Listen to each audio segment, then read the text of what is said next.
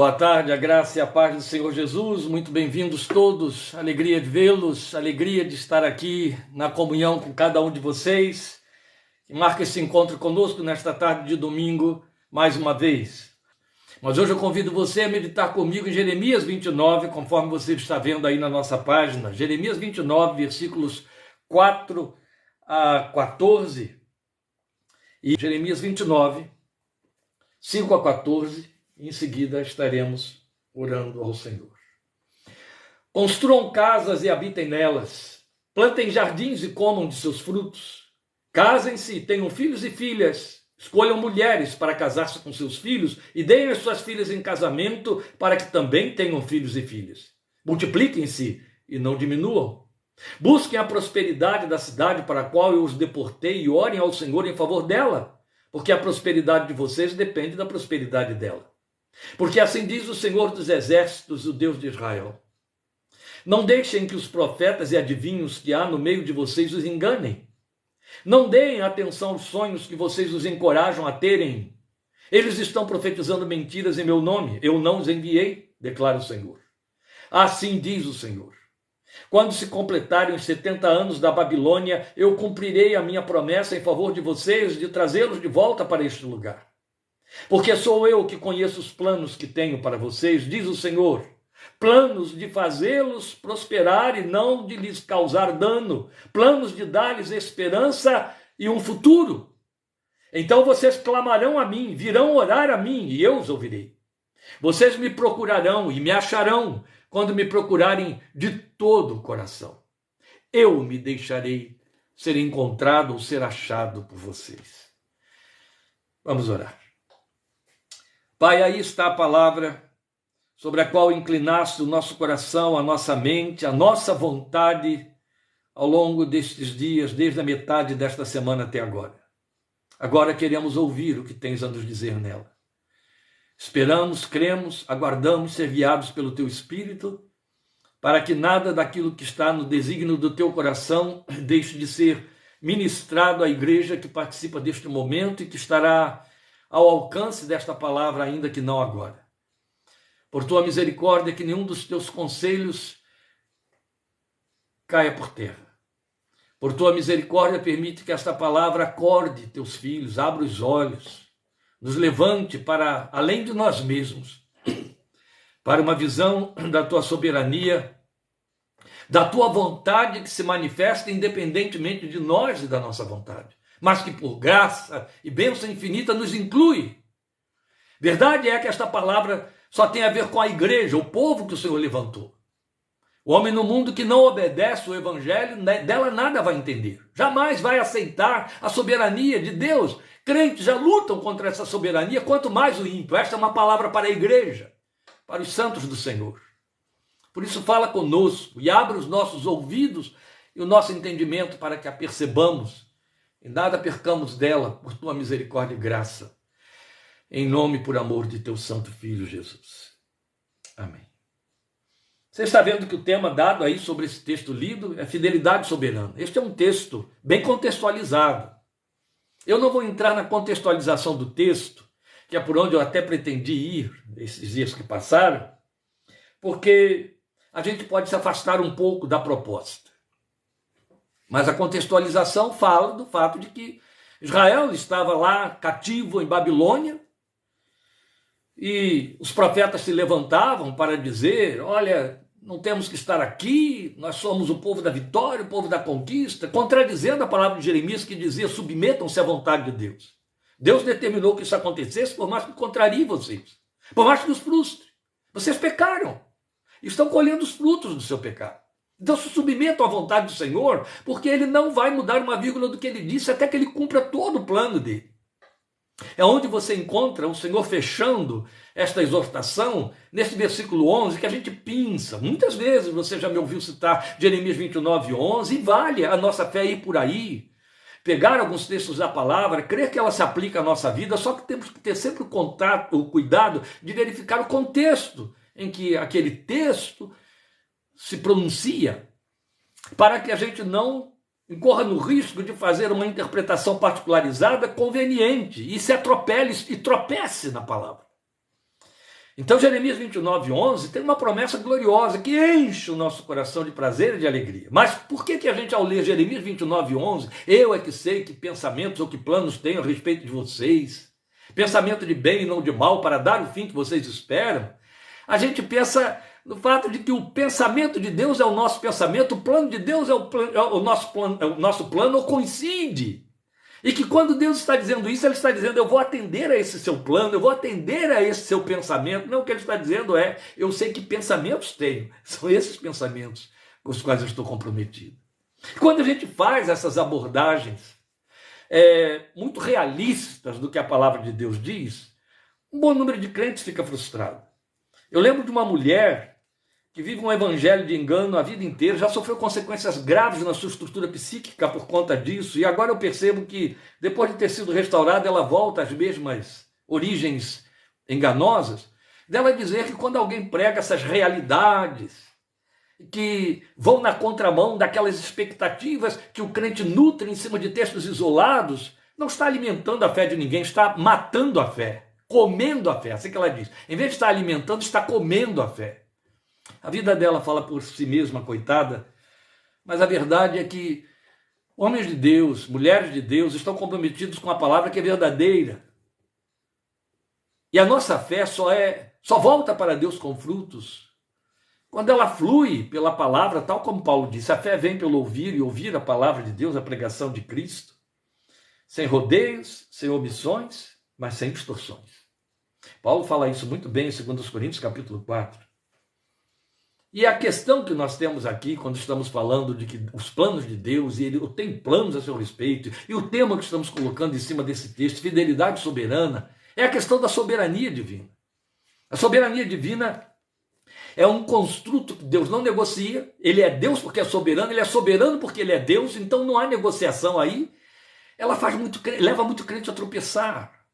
Há muito crente que diz amém, glória a Deus, Senhor é soberano, Tu és soberano sobre a terra. É muito bonito cantar. Crer e viver a soberania de Deus e se submeter a ela é outra história. É onde a gente percebe quanto de Adão carregamos, quanto que a velha natureza ainda quer resistir dentro de nós e resiste à soberania de Deus. Porque na soberania de Deus não sobra espaço para a nossa vontade. Quando a Bíblia fala que Deus é soberano, a Bíblia está falando que Deus tem uma vontade compacta, uma vontade hermética, uma vontade sábia, perfeita, da altura da divindade. Essa é a questão. O fato de sermos alvos do amor e da graça não significa que a soberania de Deus afrouxou-se e Deus deixou de cumprir seus propósitos e deu alguns jeitinhos e ajustou coisas. Não, nunca. A soberania de Deus tem um plano perfeito.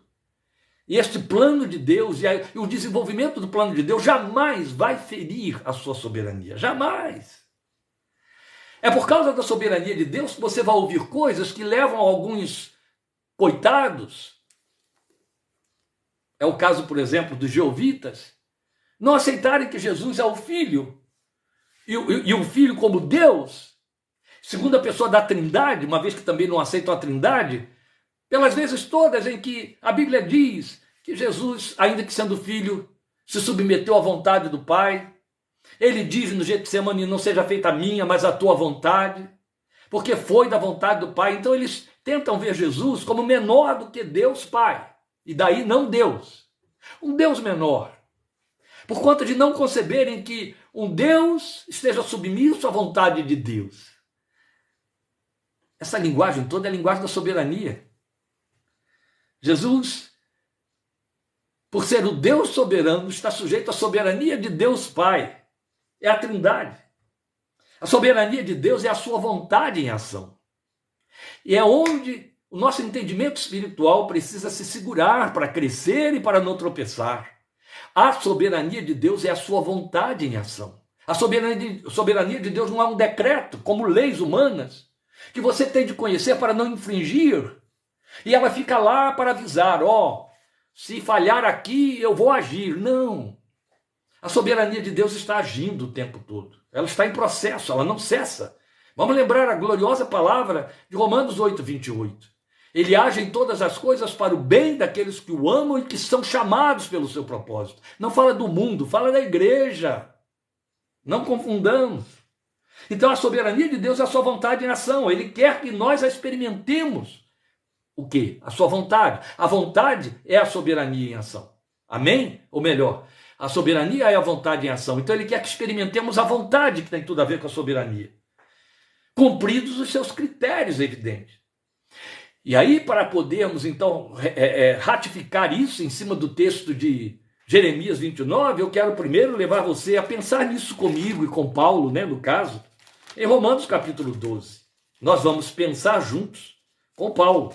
Porque Paulo nos fala dessa vontade que eu acabei de dizer, que ele quer, Deus quer que experimentemos, de uma forma que ele cria, ele trabalha até como um apelativo, um apelo que ele faz ao crente. Depois de falar de todo o plano, o propósito soberano de Deus, que foi engendrado para nos levar à salvação em Cristo, Paulo fala então dessa vontade de Deus revelada, agora ele apela para nós, e ele diz assim: portanto, irmãos, Romanos 12, 1 e 2, portanto, irmãos, rogo-lhes, pelas misericórdias de Deus, ele falou das misericórdias em Romanos, capítulos 1, 2, 3, 4, 5, veio assim até o final do capítulo 11, e aí ele entra aqui no 12 dizendo isso: rogo-lhes, pelas misericórdias de Deus, que se ofereçam em sacrifício vivo, santo e agradável a Deus. Este é o culto racional de vocês. Não é um culto passional, cheio da paixão que não pensa, que aceita qualquer coisa, que vai na onda da emoção. Não, é um culto que pensa, que elabora, que raciocina. Não dispensa a fé é racional, a fé é inteligente. Então isso é um culto racional de vocês. Não se amoldem ao padrão deste mundo, estes são os critérios. Mas transformem-se pela renovação da sua mente, para que vocês sejam habilitados, sejam capazes de experimentar e comprovar. É bonita a colocação, experimentar e comprovar, porque na experiência da vontade de Deus sendo exercida na minha vida, eu comprovo a sua palavra, eu comprovo essa vontade revelada profeticamente. A boa, agradável e perfeita vontade de Deus. E esses três característicos desta vontade de Deus são irretocáveis. Ela é boa, ela é agradável, ela é perfeita. É evidente que nós queremos reinterpretar a vontade de Deus como boa, agradável e perfeita quando ela coincide com a nossa vontade. Mas a nossa via de regra é perversa. É fruto do nosso desejo, do nosso coração, que é enganoso, a Bíblia diz. Então ela é boa, agradável e perfeita dentro do propósito de Deus, no padrão de Deus, no coração de Deus, na mente de Deus. E aí podemos experimentá-la. E aí sim, Paulo está de fato dizendo aqui em Romanos 12, aqui está a vontade de Deus, ela é boa, agradável e perfeita, e você precisa experimentá-la. Mas para você experimentá-la, você tem de cumprir alguns critérios. Se ofereça no altar de Deus como um sacrifício vivo, como um culto inteligente, que entenda que não pode se amoldar às paixões e modelos deste mundo, mas tem que ultrapassar a forma deste mundo. Aí sim, você estará apto para atendendo à renovação do seu entendimento, porque seu entendimento está sendo renovado pela palavra que você lê, na qual crê, que lhe pregam, onde o Espírito trabalha dentro de você, seu entendimento está sendo renovado. Você está pensando com os pensamentos de Deus, que são mais elevados do que os do mundo, com os conteúdos de Deus, que não acompanham os conteúdos do mundo. Aí você vai poder experimentar a vontade de Deus, que é boa, agradável e perfeita. Então, vindo para o texto de Jeremias 29 que lemos, esse texto de Jeremias carrega com essa palavra que atrai a fé no coração de todo crente. Especialmente esse versículo 11, os versículos 12 até o 14, primeira linha, eu parei na primeira linha do 14. Porque aqui está expressa a vontade de Deus. Mas ela está atrelada aos seus valores absolutos. E nos valores absolutos de Deus, destaca-se a sua soberania, e eu vou repetir, sem querer ser impertinente. Deus é soberano porque é Deus. A soberania atesta a divindade. E glória ao seu nome porque ele é soberano. E na sua soberania, a sua vontade é irretocável e é imutável. A sua vontade não é dobrável, entende? É isso que significa soberania. Ele não vai mudar uma vírgula do seu propósito. Vamos lembrar da palavra que nos trouxe Jó, E Jó tinha autoridade mais do que a soma de todos nós para dizer o que disse, no capítulo 42, versículo 2. Eu sei que tu podes todas as coisas, e nenhum dos teus planos pode ser frustrado. Isso diz tudo. Como disse o próprio Jó, diante destas coisas, o que nos resta fazer é pôr a mão na boca. Mais nada, ou seja, nos calar. É isso. Mas são muitos os crentes que têm dificuldade de conciliar a sua fé com a soberana vontade divina.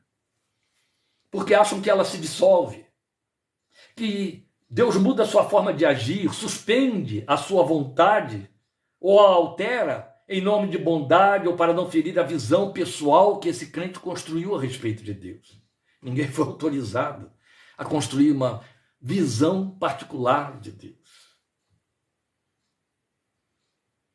Se cada um de nós puder ter um Deus ao seu sabor, nós teríamos mais deuses do que os hindus, que têm 33 milhões deles. Pode ter certeza disso. Não só. Estaríamos mudando a forma de Deus, conforme a nossa conveniência, todo dia. A gente faz isso, queridos. A gente faz isso. Não é nada simpático o que eu vou dizer aqui, mas é absolutamente real. Nós arranjamos nichos nos quais colocamos Deus conforme as circunstâncias da nossa vida. Se alguém quer ir naquilo que expressamente a Bíblia proíbe e diz não faça, e o sujeito decide fazer por conta de suas cobiças, tentações ou outras que sejam as razões, ele arranja um nicho onde ele põe o Deus que concorda com isso. Já está ele ali transformando a imagem do próprio Deus que ele já criou deformada dentro dele. Prego muito esta mensagem que desagrada, assusta os crentes. É o fato de que a gente cria, de acordo com seus conteúdos, uma imagem de Deus. Um Deus tão particularizado que ele fica distorcido da verdade do Evangelho. No final do século XIX, um homem de Deus escreveu um livro que foi rechaçado porque sua mensagem estava para muito além do seu tempo, o Jesus histórico, onde ele desveste Jesus de todo o pietismo que a igreja criou em torno dele, especialmente a igreja medieval. A igreja medieval criou um Cristo tão patético que é vergonhoso adorá-lo ou tê-lo por Deus. E aquele irmão Otto, ele descreve Jesus conforme a Bíblia o mostra, sem os temperos que a gente coloca nele através das pregações nos púlpitos. Sabe, aquelas adaptações que a gente faz para que ele seja agradável, que a gente vê expresso, por exemplo, na letra da grande maior parte das canções, que fazem promessas, promessas, promessas, e outras coisas mais, em nome de Deus. Mas nós somos avisados por ele, meus queridos. Eu, o Senhor, não mudo, glória ao seu nome, porque ele disse isso. Eu, o Senhor. E quando ele diz o Senhor, ele está calcando a sua soberania. Eu, o Senhor. O soberano é Senhor. Eu, o Senhor, não mudo. Por isso vocês não perecem. Coisa linda. O que ele está dizendo é a favor de vocês. Isso é benefício para vocês. O fato de que eu sou irretocável, eu não mudo, é a garantia de vocês não serem destruídos, não perecerem. Outro tanto, Tiago vai dizer isso para nós. Que nele, lembram, toda boa dádiva, todo dom perfeito desce do alto do Pai das luzes, em quem não há mudança alguma, nem sombra de variação. Ó, nem sombra de variação. Que linguagem bonita. E como ele mesmo afirmou, é nessa sua imutabilidade e retocabilidade que reside a nossa segurança. Então ele é um padrão perfeito, onde você, ou em torno do qual você se movimenta. Ele não vai se adaptar a você. O próprio Jesus usou a figura da pedra, a pedra de esquina, que foi rejeitada pelos construtores da religião e da fé, mas foi estabelecida por Deus, e ele se refere a si mesmo como sendo essa pedra. Ele diz que aquele que se lançar sobre essa pedra se despedaçará, e aquele sobre quem a pedra cair será reduzido a nada. Para dizer, não há outra alternativa a não ser você se colocar sobre a pedra. Não vai tentar limá-la, porque ela não vai perder suas rusgas, sua forma. É uma pedra imutável. Eis a rocha, a Bíblia diz, e Paulo diz a rocha era Cristo. É imutável. É onde reside a nossa segurança. É onde nós temos nossos referenciais, as nossas certezas absolutas. Imagine se tivéssemos um Deus como são os deuses dos adoradores de todos os séculos. Aí eu falo desde o panteão olímpico, desde o panteão romano, até o panteão romano moderno e todos os outros. Há deuses para todos os gostos. Pense no panteão hinduísta. Deuses para todos os gostos e formas. Deuses convenientes. Se tivéssemos Deus assumindo a forma da nossa vontade, meus amados, aí teríamos uma guerra de deuses, né? O meu Deus seria maior do que o Deus do outro crente que está ali do outro lado, com quem eu estou em animosidade, por aí vai. É aquela coisa mais ou menos próxima dos jogadores evangélicos, gospel ou coisa semelhante, de futebol. É muito interessante, né? Porque os crentes, eles entram no campo, então lá está a partida, estão duas disputas, tem um título ali para ser defendido ou conquistado, e eles entram no campo. Então os dois lados têm irmãos nossos lá. Cada um que entra, ora, levanta a mão, alguns católicos se persignam, mas na verdade o que ele está dizendo é: Senhor, me ajuda a ser bem sucedido aqui. É a tradução do que ele está pedindo ali. O que significa ser bem sucedido? Eu quero levar o título. Mas para eu levar o título, o outro tem de perder o título. E é fato, quando acaba o jogo, o crente que conquistou, ele dá graças, ele diz: oh, que glória, que coisa boa, que vitória. O outro terá que assumir uma ou outra situação. Ou Deus quis a minha derrota, ou Deus quer a minha humildade para aceitar isso aí. Mas uma coisa é certa, ele não me deu a vitória. Então esse tipo de disputa está muito na cabeça do crente, no comportamento do crente, que acha que Deus é por mim, e se há uma demanda com respeito a outro, Deus é contra o outro. É complicado isso, porque não funciona desse jeito. Glória a Deus, porque Ele é imutável, irretocável. É isso que nos traz segurança. Ele é o juiz final. Ele é o árbitro de todas as situações. E a gente pode se chegar a Ele com a certeza de que suas decisões, a sua vontade, a sua palavra tem uma assertiva irretocável que não está comprometida com minha lágrima, com minha súplica, com meu desejo, com o meu desespero. Está comprometido com o coração dele, com a sua misericórdia, com a sua sabedoria. Você ouviu aí o cântico que a gente pensou para introduzir aqui na voz do cantor lá, Samuel Messias, não é? Seus planos. Antes eu estava procurando um cântico composto por Koinonia, muito antigo. Bem sei que tudo podes, meu amado. Aí depois eu resolvi ficar com esse aí, embora o outro seja tão belo. Nenhum dos teus planos é frustrado. Por quê? Porque ele não deixa o plano dele cair. Mas o compromisso do plano de Deus é com ele. Onde entramos nós e fazemos diferença nessa história? Eu vou dizer uma coisa e depois, se eu lembrar, eu vou lhe acrescentar uma outra muito importante. Quando eu me submeto à vontade de Deus, como Jesus fez no Getsemane, e eu entendo que a vontade dele será feita, o que não tira de mim o direito de falar das minhas dores, das minhas queixas, especialmente quando essa vontade está contrariando minhas expectativas, e aí eu gemo, eu choro, eu lamento, e a Bíblia me dá liberdade plena para fazer isso. Eu conheço essa vontade. Ela está contrariando a minha, então isso significa, antes de mais nada, aquela é a dele, eu me submeto a ela. E aí ela se realiza através da minha vida. Foi o que ele disse. Quando ele prometeu que nele está o cumprir e o realizar dos nossos caminhos. A outra coisa que Lloyd Jones costuma dizer, insistentemente, especialmente nos seus comentários em Romanos, que quando nós oramos, o Espírito de Deus traduz a nossa oração aos ouvidos de Deus, porque ele ora segundo a vontade de Deus.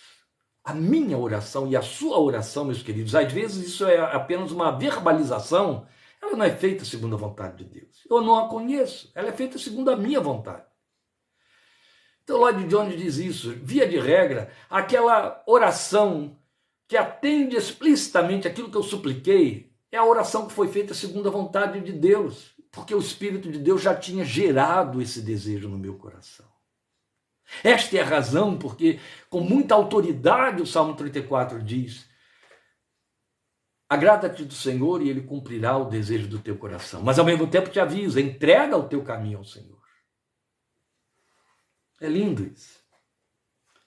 Então, nós amamos essa promessa aí. Eu sei os planos que tem para vocês. Nós amamos a promessa que vem logo em seguida no versículo 12. Vocês me buscarão e me acharão. É a fidelidade em ação, fidelidade divina. Mas está totalmente comprometida com a sua soberania. E quando amamos a Deus, e quando crescemos no conhecimento de Deus, nós não tememos essa soberania, nós nos sujeitamos a ela com gratidão. Porque o simples fato de que esta soberania me inclui, me privilegia, me ultra, hiper abençoa, porque significa que eu fui introduzido nela, eu não fui posto de lado. Eu participo dela. Paulo chega a extremos para falar nessa soberania, usando exemplo aí de Esaú e Jacó para falar: Deus rejeitou um, aceitou o outro, e quem jamais resistiu à sua vontade? Como que a coisa criada pode perguntar àquele que a fez: por que me fazes assim? Veja, aqui o texto, o nosso contexto de Jeremias 29, mostra uma palavra de Deus que está chegando como promessa para um povo que está em cativeiro, mas esse povo está em cativeiro, povo de Deus, por suas más escolhas. Foi isso. Deus consentiu e ainda fez acontecer tudo aquilo. Foi ele que autorizou a entrada de Nabucodonosor, de todo o povo assírio, para levar Israel cativo, enclausurar Jerusalém. Deus não mudaria os fatos. Essa é que é a questão. Ah, pastor, mas a graça nos ensina a pedir perdão, a pedir misericórdia. Quero dizer uma coisa, isso é fato. Mas todas as advertências sobre leis espirituais que nós conhecemos estão no Novo Testamento, o livro da graça. É ali que você lê ele dizendo assim: dai, dar-se-vos-á, boa medida, recalcada, sacudida. É ali que você lê ele dizendo: se você semeia pouco, vai colher pouco, se semeia muito, vai colher muito. É ali que você o ouve dizer: de Deus não se zomba, tudo que o homem semear, isso ele ceifará. São leis espirituais irretocáveis. É que a gente não gosta muito de dar atenção a elas, mas elas estão lá, sabe aonde? No Novo Testamento.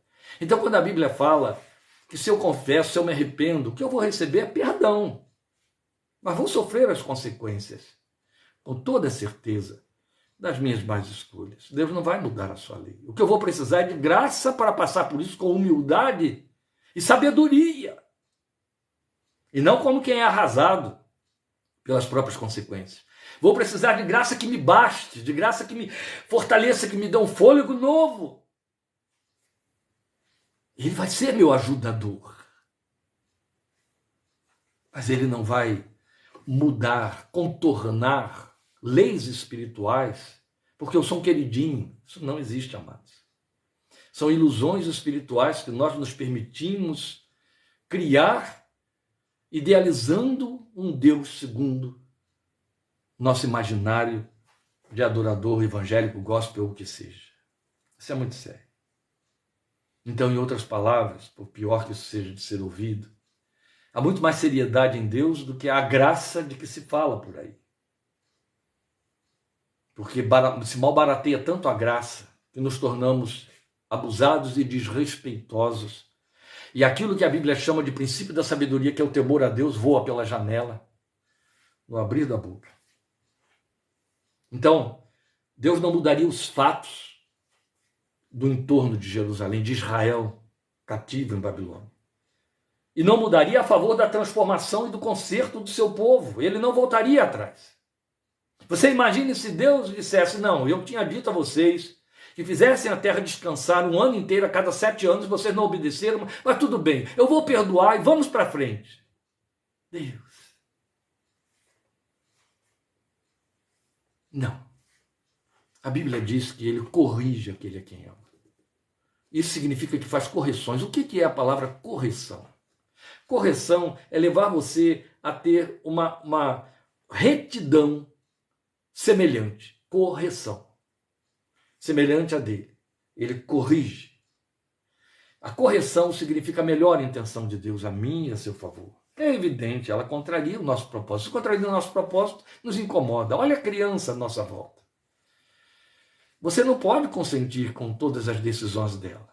Por mais que a ame, por mais que ela esperneie, que ela chore, a gente vivencia isso aqui com meu netinho todos os dias. E é bonito, a gente constrói mais conhecimento do trato de Deus conosco. Mas a verdade é que ele não entende muitas coisas, muitas decisões, muitas atitudes, muitas negações que fazemos, porque elas estão na expressão do seu lúdico, do seu desejo, da sua fantasia infantil, da sua vontade de nos copiar como adultos. Mas se nós consentirmos nisso, merecemos até cadeia, por irresponsáveis, inconsequentes, tolos, tontos, sei lá o quê. E olha, se nós nos freamos e frustramos e deixamos a criança chorar e a privamos, ou às vezes a corrigimos, quando abusa, quando vai além, por que achamos que o Deus que trata com seres humanos, cuja vontade já se revelou perversa há muito tempo, maduros no pecado, vai ser diferente, vai ser irresponsável, vai ser inconsequente? Não. Ele nos conduz pelo caminho que devemos seguir. A palavra de domingo passado, que gratifica, é claro, né? Sonda, meu Deus, conhece. Davi termina no Salmo 139 pedindo isso. Sonda-me mesmo, Deus. Conhece o meu coração e vê se há em mim algum caminho mau e então guia-me pelo caminho reto, corrige-me. Sabedoria, sabedoria, sabedoria. A soberania de Deus tem que nos atrair, não é nos assustar. Tem que nos dar conforto, descanso. É algo bem próximo à experiência de Paulo, segundo os Coríntios 12:9. Senhor, afasta isso que está me incomodando. Afasta esse espinho na carne. Afasta esse mensageiro de Satanás. Afasta essa coisa. 3 vezes ele pede isso ao Senhor. E provavelmente na terceira vez é que ele ouve uma resposta. Ela era satisfatória? Não. Ela levou Paulo a capitular. A minha graça te basta. O meu poder se aperfeiçoa nessa sua fraqueza. Ou seja, a tradução de toda a queixa de Paulo é fraqueza. E Deus disse, é assim mesmo que vai continuar sendo, Paulo. O meu poder vai se aperfeiçoar nessa fraqueza. Aí esse homem então se rende e chega diante de Deus e diz, então de boa vontade, eu mais me gloriarei nas minhas fraquezas, para que sobre mim repouse o poder de Deus. Sabedoria, vida crente, é isso. Ah, meus queridos, onde vamos parar quando nós temos ouvido púlpitos, seja na forma falada, cantada, escrita, induzindo os crentes a terem a pretensão de que através das suas orações, clamores e ordens, vão fazer a vontade de Deus, fazer contornos e mudar. A minha oração e o fato de eu orar e o que se impõe sobre mim, a palavra que me manda orar, é confissão de dependência de Deus. Quando eu oro, seja pedindo, de que maneira for, estou dando a Deus a oportunidade de ouvir que eu estou indo pelo caminho do seu filho que me ensinou no Getsemane. Eu gostaria que este cálice passasse de mim sem que eu o bebesse. Mas se não pode ser assim, se a tua vontade é que eu o beba sem que ele passe de mim, não seja feita a minha, mas a tua vontade. E nós sabemos de que ele estava tratando. Não era coisa pequena nem simples. Então importa saber que as circunstâncias que nós provocamos, ou que nos acometem, adversas, muitas vezes assustadoras, elas não impedem o cuidado e a fidelidade de Deus no trato conosco. É isso que eu quero salientar aqui nesses minutos que restam do nosso contato no texto de Jeremias 29. Eu volto, então, aos versículos suprassumo, aos versículos que enchem o nosso coração confessional de expectativas, 11 em diante, porque sou eu que conheço os planos que tenho para vocês, diz o Senhor, planos de fazê-los prosperar e não de lhes causar dano, planos de dar-lhes esperança e um futuro, ou de dar a vocês o fim que vocês esperam. Qual era o fim que eles esperavam? Voltar para Jerusalém, voltar para a terra da promessa e prosperar lá. Mas Deus disse, enquanto estão aqui, orem pela prosperidade desse lugar do cativeiro para que vocês prosperem nele. Casem seus filhos, deem seus filhos em casamento, plantem vinhas e colham. Vivam aí dentro, porque mesmo estando sob o cativeiro, mesmo estando debaixo do cumprimento de decisões minhas que estão corrigindo o erro de 490 anos que vocês cometeram, porque a matemática é essa. Eles ficaram, conforme a profecia de Daniel, 70 anos, de Jeremias, 70 anos cativos, porque Deus deu descanso à terra de 1 ano para cada um dos 7 anos em que eles não deixaram a terra descansar. Então foram 490 anos de ocupação da terra sem cumprir a palavra. Deus os afastou da terra, a terra descansou os 70 anos que eles ficaram devendo. Percebe? É por aí que vai. Mas o que eu quero te salientar aqui, mostrar para você, é que ele entra com essas promessas tão atraentes, que enchem o nosso coração, lembrando de tudo que dissemos aqui no início, bem nesse contexto, para dizer, olha, vocês estão privados dos seus desejos, vocês estão privados da sua liberdade, vocês estão humilhados. Vocês se entenderam o povo da conquista, o povo do Deus que lhes dá vitória em todo o tempo, que desbarata os inimigos, especialmente aqueles inimigos que entendem que os vencem em nome de seus deuses. Vocês estão vencidos. Em consequência de sua rebeldia, de seu pecado, de sua desobediência, de seu descuido, de sua ignorância espiritual, tudo isso cabe aí dentro. Mas isso não impede que eu seja fiel. Isso não impede que eu manifeste a minha fidelidade a vocês aí dentro desse contexto. Por isso que nós nos remontamos à palavra de 2 Coríntios 12, 9. Porque é como se o Senhor estivesse dizendo, e de fato é o que ele está dizendo. Eu estou disciplinando você. Isso aí está doendo, mas eu estou me manifestando aí. A minha fidelidade se manifesta aí. Eu te assisto aí dentro desse momento de cativeiro, de angústia. Porque eu vou cumprir tudo que eu prometi. Nenhum dos meus planos será frustrado. Nem o seu pecado vai conseguir isso. Só vai atrasar, como está atrasando aí. Mas não vai mudar o meu plano. Nenhum dos seus planos pode ser frustrado. Então o que nós temos aqui, voltando ao versículo 11, é a fidelidade de Deus comprometida com a sua soberania. A fidelidade é a nosso favor. A fidelidade de Deus tem um compromisso com Ele, e aí se reverte ou se reflete sobre nós. Lembrem do que Paulo disse para Timóteo. Se nós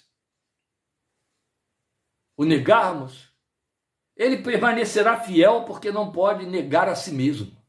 Ele é fiel a si, porque ele é fiel a si, ele é fiel a nós. Então a fidelidade dele se manifesta em todo o tempo, comprometida com a sua soberania. O que ele está dizendo para Israel aqui no versículo 11, nessa promessa, eu sei, eu conheço, eu sei, eu conheço os planos que eu tenho a respeito de vocês. Quem tem os planos sou eu e eu os conheço. Vocês não conhecem, mas eu os conheço. Claro que nós não conhecemos.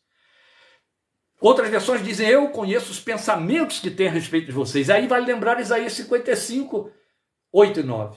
Os meus pensamentos são mais altos do que os seus pensamentos. Meus caminhos são mais elevados do que os seus caminhos. Vocês não alcançarão meus pensamentos. Davi já tinha dito isso no Salmo 139, que consideramos semana passada. Os teus pensamentos são mais altos do que eu posso alcançar. São incontáveis. E ele disse, mas eu os conheço. E eles são todos a favor de vocês. Eu sei que pensamentos são esses. O que ele está mostrando? Eu vou cumprir esses planos. Eu sou fiel a esses compromissos, a esse propósito. Então ele é fiel ao seu propósito, a despeito de nós. Quando ele está dizendo, eu sei os planos que tenho a seu respeito, o que ele está dizendo é, eu sou fiel a mim, eu sou fiel à palavra empenhada, eu sou fiel ao plano que eu designei. Eu vou cumpri-lo. Ele vai acontecer. Ainda que eu tenha que dobrar você todo, mas ele vai acontecer. Não importa quanto você esteja fora do propósito, eu vou cumprir meu plano. Porque meu plano te inclui. Eu penso a seu respeito.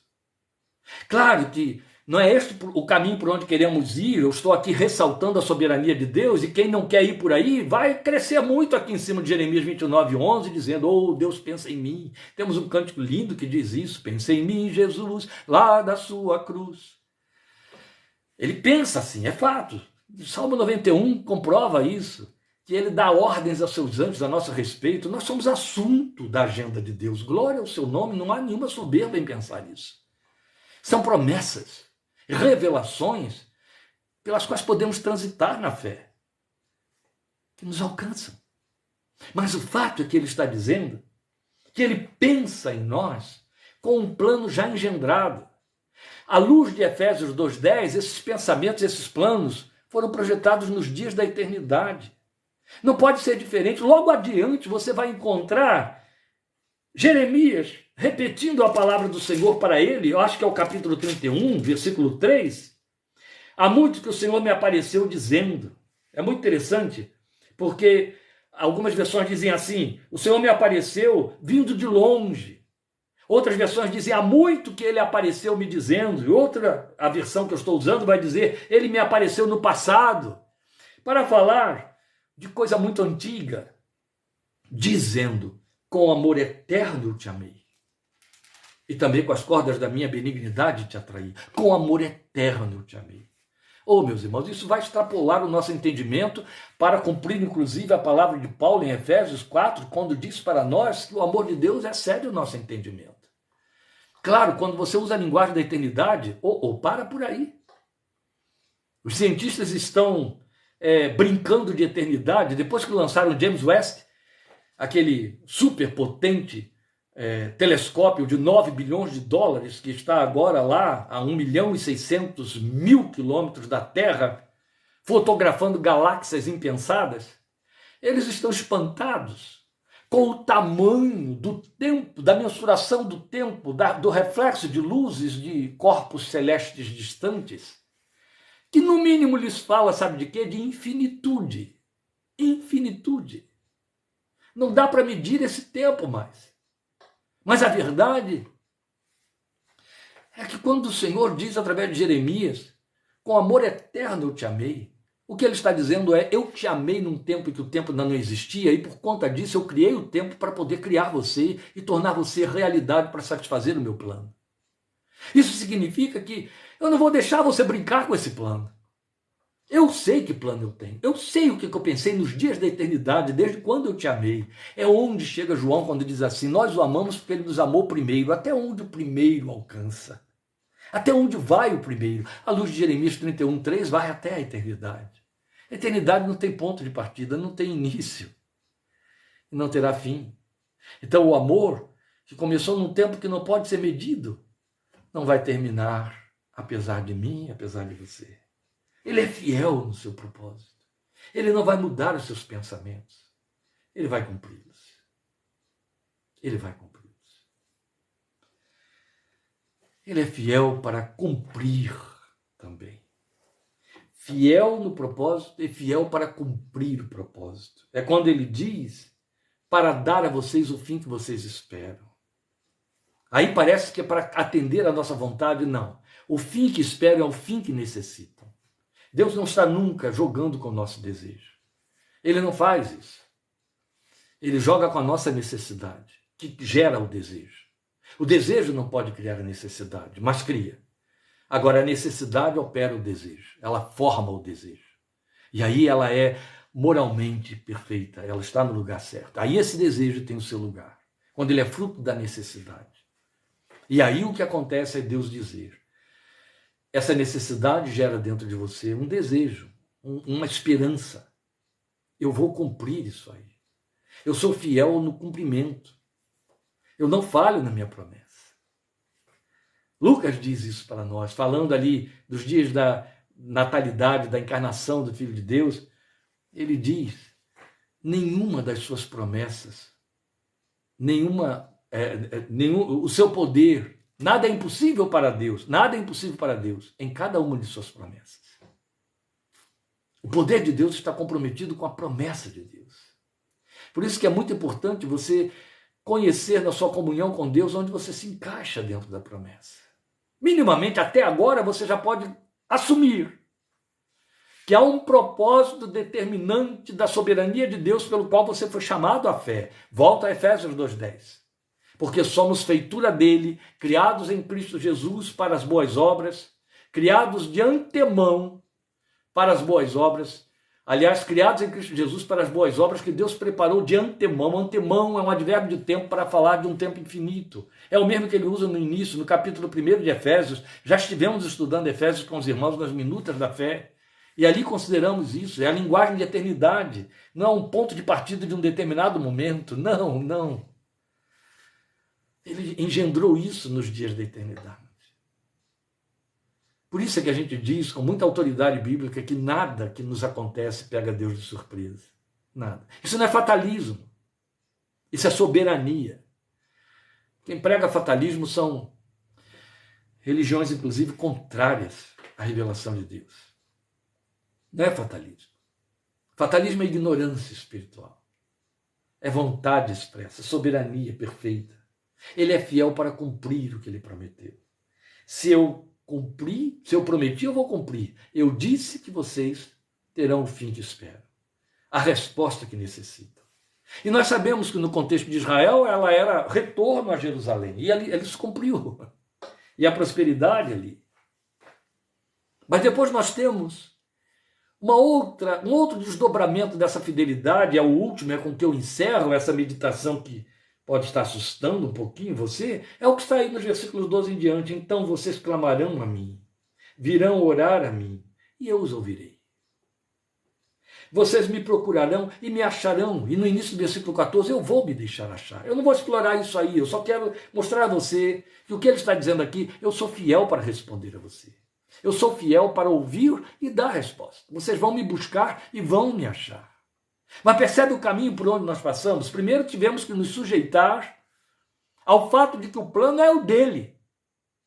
Ao fato de que ele vai cumpri-lo, ele é fiel na promessa, vai me dar a resposta. E uma vez que eu me submeto a isso, aí ele diz, uma vez que você está sujeito ao cumprimento do plano conforme o meu propósito, você vai orar a mim, eu vou te ouvir e eu te responderei. E eu vou me deixar achar. É uma realidade totalmente diferente daquela que Israel, até se deixando seduzir pelos falsos profetas, estava resistindo, lutando contra ela, não aceitando os fatos, não aceitando as circunstâncias. É o que acontece conosco. Mesmo que as circunstâncias que nos são antipáticas sejam frutos de nossas más escolhas, nós achamos que Deus tem de ir consertando estas coisas e não deixando que as consequências ocorram. É válido, eu volto a dizer, suplicar graça e misericórdia. Mas é preciso estar submisso a essa vontade de Deus que vai conduzir estas circunstâncias de maneira a nos dar o fim que esperamos, uma vez que nos sujeitamos à sua vontade. Ele é soberano. E porque ele é soberano, não adianta lutar contra a sua vontade. Eu tenho que me sujeitar a ela e orar pela prosperidade, pelo bom sucedimento das circunstâncias que a soberania de Deus permitiu que me envolvessem. É a linguagem que está aqui em Jeremias 29. Isso não é isolado. Isso aqui é um extrato da revelação toda. É um extrato daquilo que aconteceu na história de Deus com Israel em todo o tempo. É o extrato do que você vê ele fazendo com a continuidade desse povo na formatação da igreja do Novo Testamento, na maneira como ele tratou com os apóstolos, com os profetas do Novo Testamento, com aqueles que estavam fundando a igreja, implantando a igreja, em todos os enfrentamentos. A vontade de Deus não foi modificada e nem resistida, de jeito nenhum. Eu acho muito bonito quando um dos maiores missionários da igreja novel, da igreja embrionária, o mais importante de todos eles, Paulo, fala lá que pretendendo irmos nós a Bitínia, o Espírito de Deus nos impediu. E que eu tenha pretensões que o Espírito de Deus não autorize. Eu orei em cima dela, eu jejuei em cima dela, eu fiz investimento em cima dela e ela saiu pela culatra. Nenhuma surpresa. Eu sou apenas eu. Mas quando você ouve falar isso de um Paulo, a quem Deus se revelava de cidade em cidade, como ele disse, quando recebeu a profecia de Ágabo, e Deus se manifestava a ele até em sonhos, e esse homem está planejando, orando, prometendo ir a Bitínia, e aí sem dar explicações, sem dar razões, a Bíblia diz que o Espírito de Deus o impediu. Só resta uma coisa a fazer. Ele fez, Jesus te ensinou e é o que me cabe a você também fazer. Seja feita a tua e não a minha vontade. Quando nós nos submetemos à vontade de Deus, estamos nos submetendo à soberania de Deus, e quando nos submetemos à soberania de Deus, nós estamos confessando o nosso temor a Deus. E nele reside o quê? Sabedoria. Temor ao Senhor é o princípio da sabedoria. E aí é evidente, vocês então orarão a mim e eu lhes responderei, que significa que as nossas buscas terão que ocorrer sempre. Me invocarão e eu lhes responderei. Temos uma promessa gloriosa no Salmo 25:14. Essa promessa gloriosa tem tudo a ver com o que você leu aqui em Jeremias 29:13 e 14. Os segredos do Senhor são para os que o temem. A esses ele dará a conhecer a sua aliança. Entende? Quando nos submetemos à vontade de Deus, ele expõe os seus propósitos diante de nós. Aí fica mais leve, fica mais fácil. Quando ele encontra nosso coração disposto, ele abre nossos ouvidos. Fica mais leve, fica mais fácil. Quando você orar por sua casa, quando você orar pelas circunstâncias que estão vitimando seus parentes, seus irmãos, seus amigos, seus filhos, quando você orar pela nação, quando você orar pela igreja, quando você orar por si, por seus propósitos, nunca esqueça o que Tiago me ensinou e te ensinou. Se o Senhor quiser, assim faremos. Porque a vontade dele nunca vai violentar essa proposta. Ela é boa, ela é agradável, ela é perfeita. Ela nunca vai abrir mão dessa tríplice manifestação. Boa, agradável e perfeita. Eu preciso explicar isso. Boa, não tem mais o que discutir. A vontade de Deus não é insossa, não é saborosa, não é frustrante. Ela é boa. Ela é agradável. Agradável significa que ela é fruto de graça. Mas a última colocação abarca todas as duas outras. Ela é perfeita. Ela é irretocável. Ela não é de acordo com o meu pensamento, é com o dele não falha. E quando eu quero que a vontade de Deus flua, o que me cabe fazer? É orar, como aprendemos, seja feita a tua vontade. Esta oração, se a nossa oração se limitar a isso, já é muita coisa. Porque temos a pretensão de querer dirigir a mão de Deus. E temos N falsos profetas dizendo que temos o poder de fazer isso por uma coisa mais poderosa do que Deus, chamada fé. Coisa feia. Coisa enganosa e perigosa. Quantos crentes, se não enlouquecem, ficam desatinados ou se descarrilham da fé, porque pelo meio dos seus caminhos ou no fim dos seus dias descobrem que todas essas falsas promessas não se cumpriram. Já vi muita gente dando crédito a falsos profetas e justificando o não cumprimento da falsa profecia. Isso é soberba do coração. A verdade é que cabe a mim e a você dizer: não estou entendendo, mas seja feita a tua vontade, não a minha. Por isso eu pretendi começar tudo isso com um outro cântico, aquele que eu citei, que era o cântico do Koinonia. Bem sei que tudo podes, meu amado. A poesia é muito linda. Nenhum dos teus planos é frustrado. É Jó 42:4. Ainda que 42:2. Ainda que com perdas e com dor, eu sempre seguirei a ti, Senhor. Os meus problemas posso não entender, Senhor, mas sei que tudo é visando o meu crescer.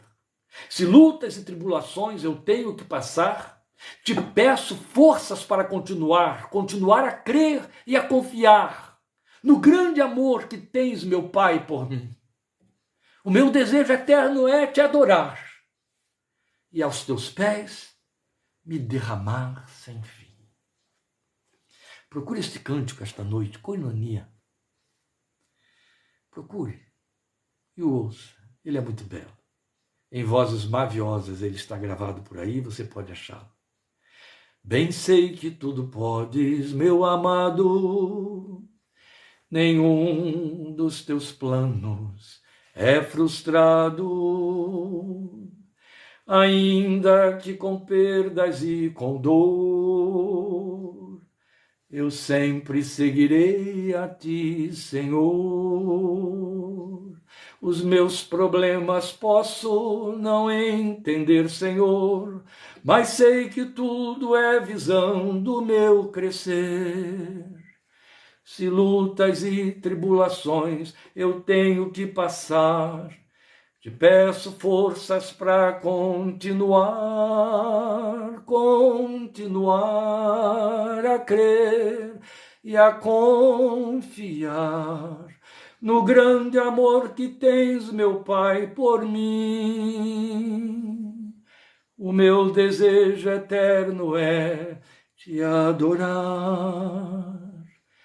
e aos teus pés me derramar sem fim.